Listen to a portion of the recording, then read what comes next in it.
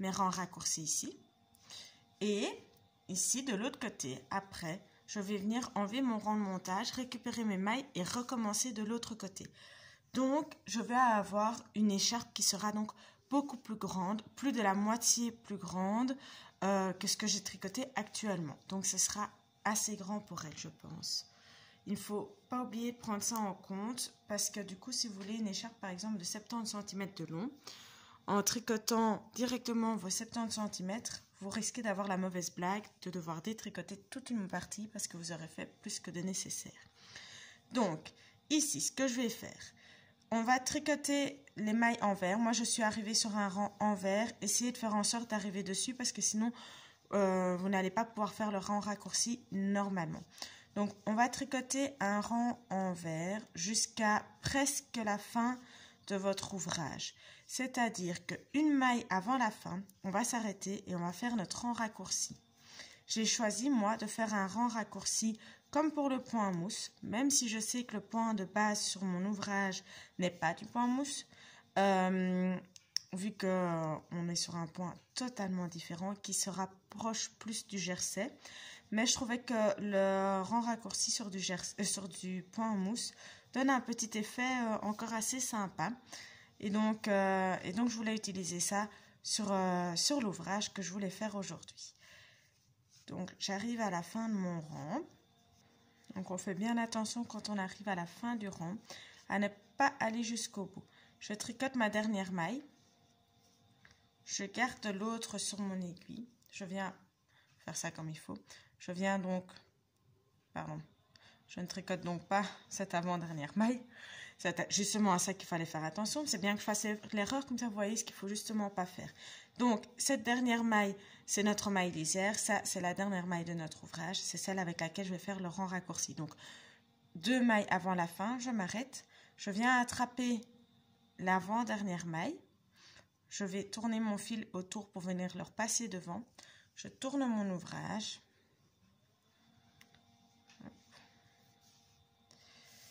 Voilà. Et je repasse cette maille sur mon aiguille. Donc, je n'ai pas tricoté la dernière maille. Et celle-ci n'est pas vraiment tricotée non plus. Je vais donc maintenant venir retricoter mon point comme il était avant. Donc, vraiment en suivant le dessin. Donc, pour ça, il suffit parfois simplement de calculer là où on en est. C'est parfois tout simple. Donc, moi, je vais regarder le nombre de trous que j'ai dans mon ouvrage. 3, 4. Donc, j'ai 4 trous ici. Ça veut dire que le rang précédent, j'ai fait 4, 4. Ici, je vais faire 3, 5. Donc, et donc, pour faire 3, 5, ça veut dire que ma première maille, c'est ma maille lisière. Cette maille-là est tricotée de manière particulière avec celle-ci. Donc, je vais tricoter simplement les deux à l'endroit. Comme ça ne me pose pas de problème. Et puis, je vais reprendre mon ouvrage normalement en faisant un jeté, 2 mailles ensemble une fois, un jeté, 2 mailles ensemble 2 fois, un jeté, 2 mailles ensemble 3 fois. Et je reprends le point tout à fait normalement, donc mes mailles particulières 5 fois, un jeté, 2 mailles ensemble 3 fois, jusqu'à la fin du rang. Et puis je vous retrouverai une fois que mon rang sera terminé. Donc voilà, j'ai terminé mon premier rang. J'ai déjà commencé le suivant. Pas de stress, j'ai déjà commencé simplement parce qu'on va tout tricoter à l'envers pour le début du rang. Donc c'est très facile. On va refaire comme le rang précédent. Donc à la fin du rang, on va s'arrêter pour pouvoir faire notre rang raccourci. Mais au lieu de s'arrêter à 2 mailles de la fin, cette fois-ci, on s'arrêtera à 3 mailles de la fin. Et cette troisième maille sera notre maille de rang raccourci. On va évoluer comme ça sur tout l'ouvrage. Donc, simplement, à chaque fois que vous serez sur un rang envers, vous ne le tricoterez pas entièrement. Vous tricoterez une maille de moins que le rang envers précédent et vous l'utiliserez pour faire votre rang raccourci. De manière à ce que d'un rang à l'autre, votre rang raccourci soit toujours décalé à chaque fois d'une maille plus tôt. Donc, j'arrive ici à la fin. 2, 3, ok, je tricote ces deux-là. Ici, j'ai ma maille de mon rang raccourci. Je la passe sur mon aiguille. Je fais passer mon fil devant. Hop. Je reviens avec mon ouvrage. Voilà.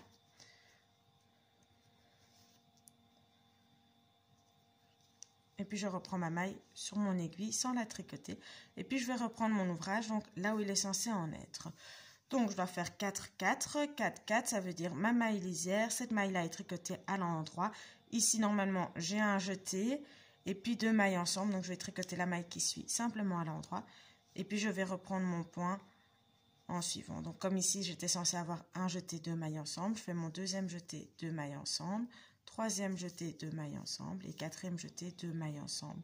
Et je continue mon point comme je l'ai fait depuis le début, donc avec 4 jetés, 4 jetés et 2 mailles ensemble et 4 mailles particulières jusqu'à la fin. Et vous avez compris, comme je vous l'ai expliqué, donc le rang envers suivant, au lieu d'aller tricoter jusqu'à 3 mailles de la fin, vous allez tricoter jusqu'à 4 mailles de la fin. La 4e maille sera votre maille de rang raccourci. Au rang qui suit, vous allez calculer ce que vous devez faire pour que votre dessin se suive bien. Et puis le rang suivant qui sera à l'envers, du coup, vous allez faire tricoter jusqu'à 5 mailles de la fin. La 5e sera votre maille de rang raccourci.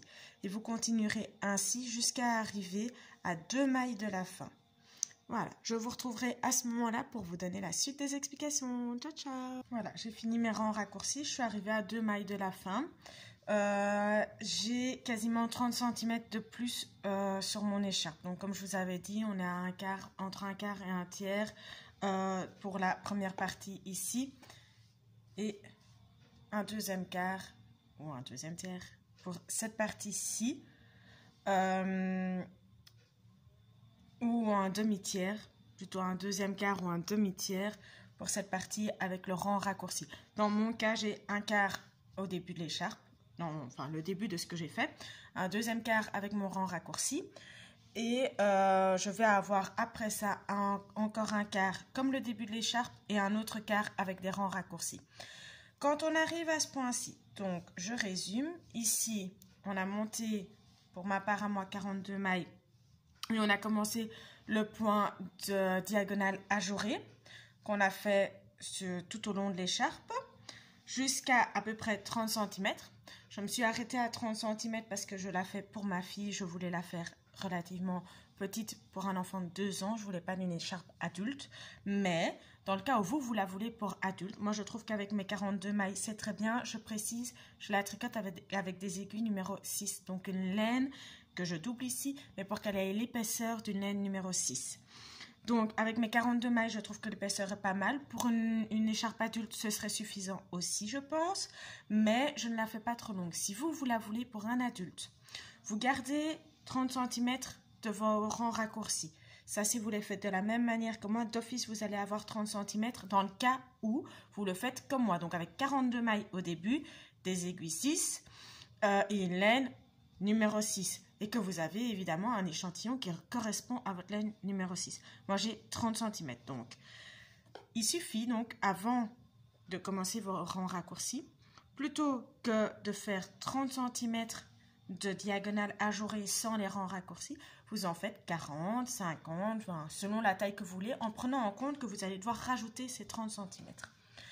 Donc, voilà. Et en prenant en compte que vous allez avoir 30 cm de rangs raccourcis d'un côté, 30 cm de l'autre. Donc, ça vous fait directement 60 cm en plus. Et que vous allez commencer votre écharpe ici à la moitié de l'écharpe et pas au tout début de l'écharpe comme un ouvrage classique. Donc, si vous faites 50 cm ici en plus, de l'autre côté ici, vous allez avoir encore 150 cm plus 30 cm de rang raccourci. C'est à prendre en compte, évidemment, dans cet ouvrage. Donc, quand vous avez fait tous vos rangs raccourcis, ça vous fait 80 rangs, si je ne me trompe pas. Si je calcule bien, vu que vous faites le rang raccourci sur le rang envers et que vous ne faites pas de rang raccourci sur le rang endroit. Vous avez d'office un rang sur deux où vous le faites. Vous devez le faire 40 fois, fois 2, vu qu'il y a toujours un rang qui n'est pas tricoté avec le rang raccourci, qui est tricoté de manière normale, je vais dire. Donc, ça vous fait 80. Ici, vous allez simplement rabattre vos mailles. Tout simplement. Pour le rang raccourci, je tiens à vous préciser, si jamais vous vous stressez par rapport à ça, parce que oui, vous ne le faites sûrement pas comme il faut, parce que ça ne se voit pas dans l'écharpe, ça a l'air tout droit, ne vous inquiétez pas. Il faut faire plusieurs rangs avec le rang raccourci pour que vous vous rendiez compte de ce que ça fait. Le principe avec le rang raccourci, c'est que tant que c'est sur l'aiguille, vous n'allez pas spécialement remarquer que vous en avez fait un. Vous le verrez qu'à partir du moment où vous allez avoir plusieurs centimètres de rang raccourci, ou dans le cas où vous faites assez peu de rang raccourci, vous le verrez au moment où vous allez rabattre les mailles. Donc ici, moi maintenant, on voit que mon ouvrage tourne un petit peu, et ça c'est grâce au rang raccourci. Donc vous allez rabattre la totalité de vos mailles sur votre aiguille. Moi je le fais à l'envers parce que je suis sur un rang envers. Si vous avez fait vos rangs raccourcis comme moi, vous êtes aussi sur un rang envers. Vous rabattez la totalité des mailles et puis après on va voir ce qu'on est censé faire pour la deuxième partie de l'écharpe. Vous allez voir, ce n'est pas bien compliqué. Ça va vous demander un tout petit peu de réflexion pour être sûr que vous ne le faites pas à l'envers, on va dire. Mais c'est assez facile et ça va vous permettre de comprendre pourquoi est-ce que j'ai choisi de monter mes mailles avec un crochet et pas de manière classique. Donc je vous retrouve une fois que j'ai fini de rabattre toutes mes mailles. Si vous ne savez plus comment le faire, n'hésitez pas à aller voir dans mes vidéos.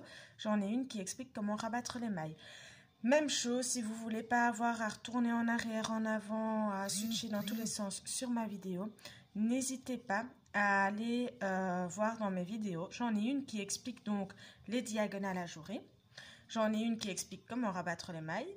J'en ai une qui explique comment faire vos rangs raccourcis sur du point mousse. Parce que je vous rappelle que c'est des rangs raccourcis sur du point mousse que j'utilise et pas rangs raccourcis sur le jersey. Malgré que la base de diagonale, c'est plutôt du jersey. Je préférais le point mousse parce que ça donne justement un petit effet dans mon bord de mon écharpe. Donc, dès que j'ai fini de rabattre ces mailles ici, on se retrouve. Voilà, donc une fois que j'ai rabattu mes mailles, vous voyez que l'écharpe part un petit peu comme ça, un peu en queue de dragon. C'est justement l'effet que je recherchais. Et alors, vous voyez ici sur le côté que ça vous fait une bordure un petit peu particulière. C'est ce que je recherchais aussi. Avoir justement, ne pas avoir juste un rabattage de mailles et point à la ligne. Donc voilà. Alors, la suite, vous allez voir, c'est assez simple parce que vous avez déjà fait le 3/4 la première fois. Vous allez juste devoir refaire la même chose. On va commencer par venir défaire. Donc, on reprend le début de l'écharpe. Hein, donc, la partie où vous avez monté les mailles. Et vous allez venir... Essayez de trouver le nœud de là où vous avez monté vos mailles au crochet. Voilà. Et on va venir...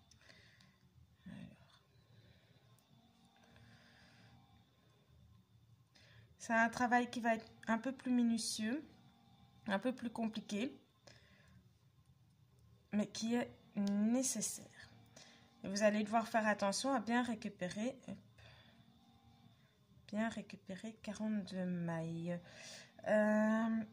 C'est pas spécialement facile de voir où passe le fil. Donc comme je vous dis, enfilez vos lunettes.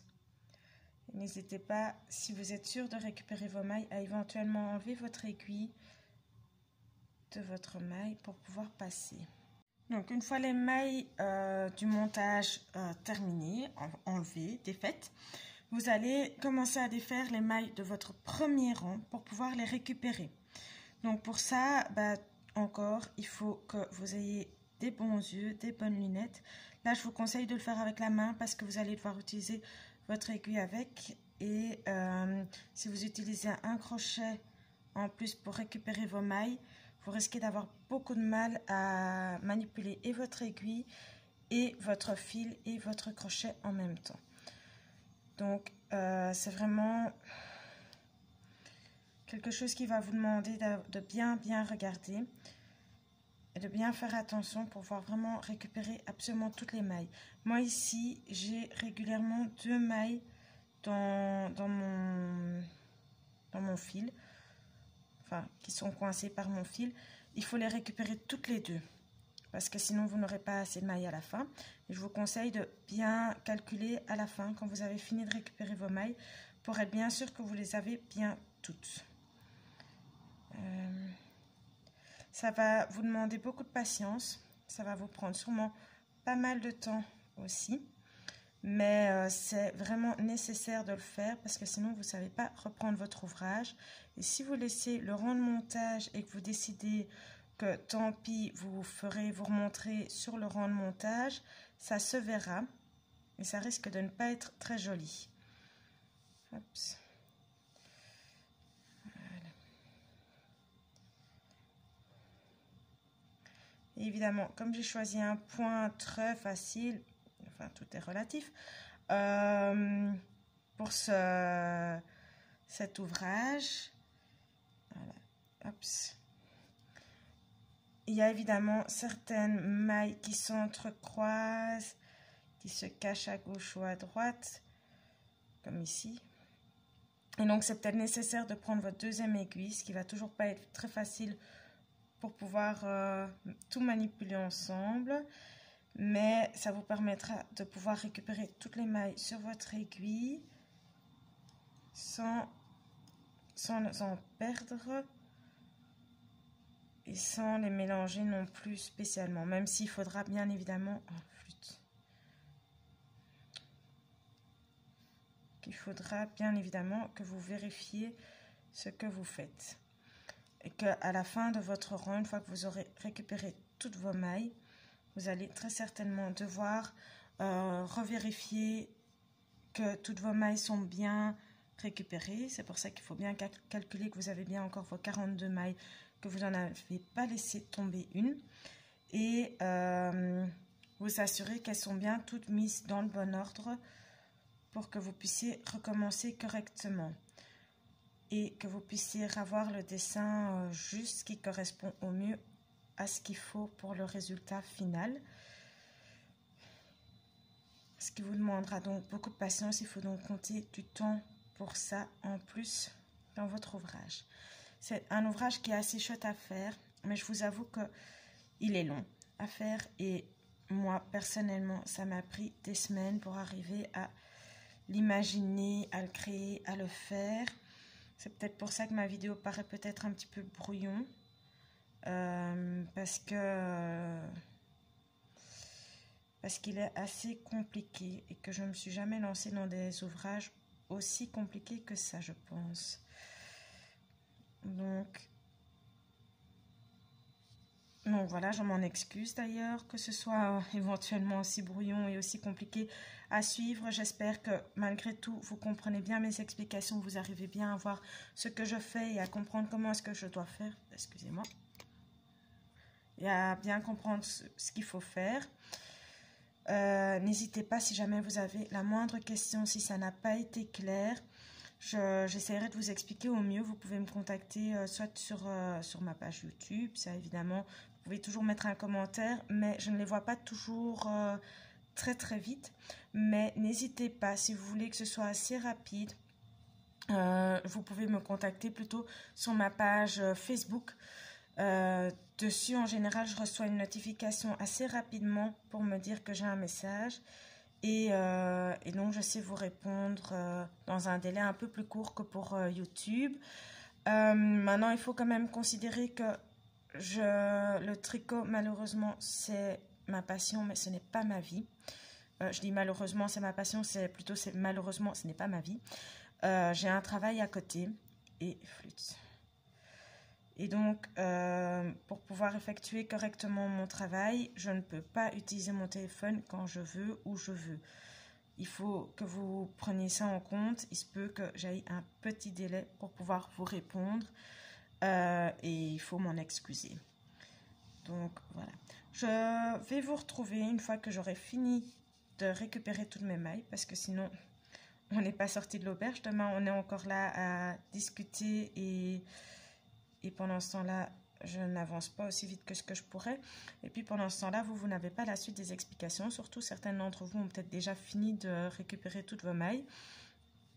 Et donc, ou certaines d'entre vous ont peut-être mis pause et se disent « Oh, mais mince, qu'est-ce qu'elle raconte tout, j'aimerais bien qu'elle avance. » Donc je vais vous retrouver dès que j'ai fini de récupérer toutes ces mailles. À tout de suite. Donc, quand vous avez fini par récupérer donc toutes vos mailles, ok, c'est pas facile, on est d'accord, ça m'a pris aussi un bout de temps.